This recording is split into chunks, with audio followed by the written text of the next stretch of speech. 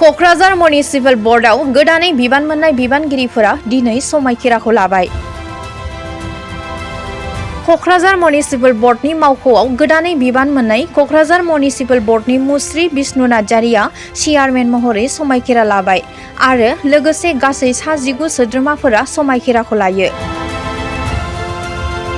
बे हाबाफारियाव बिटिसिनि मावफुं सोद्रोमा मुस्रिमा मुनमुन ब्रह्म एमसिएलए, धनेश्वर गयारी एमसिएलए, जुबिराज बसुमतारी आरो गुबुन गुबुन बिबानाव थानाय सोद्रोमाफोरा बाहागो लादों। क'क्राझाराव मावनांगौखिनि जोंहा जि खामानि दङ क'क्राझार टाउन हिसाबै आरो बेखौ आपग्रेडेशन जि खालामनांगौनि थाखाय जों सिन्था सरसा खालामदों। बेखौ दिनैनि जे फुल प्लेजेड कमिटि जों दाबाय, मिउनिसिपालिटि बर्ड दाबाय, बे कमिटिनि जरियते जोङो मावफुंनो हागोन होननानै आं मिजिंथियो। खालामनांगौ बहुत दङ क'क्राझाराव। जवा 5 बोसोराव जेखौ खालामफुंनो हायाखै, जे जिनिसा जायाखै, जे जिनिसखौ स्टप खालामदों आरो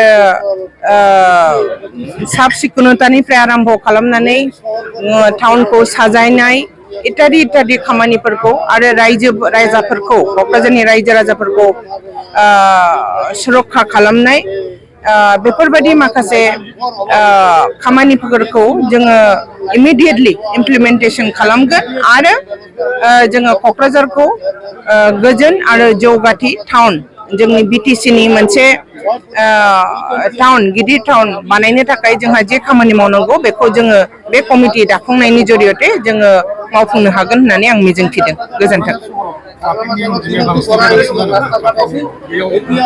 ट्राफिकनि थाखाय जों इतिमध्ये माखासे खामानि मावनांगौलगिया दङ।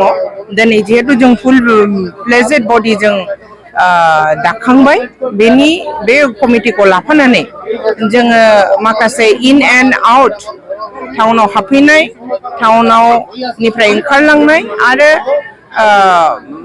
बायलेनफ्राव हाबलांनाय माखासे माबाखौ जोङो ट्राफिक नियमनि जरियतेनो जोङो मावफुंगोन आरो क'क्राझारनि ट्राफिक कन्ट्रलाव जोङो खालामनो हागोन होननानै जोङो खालामनायनि थाखाय जों माखासे हाबाफारि मावगोन।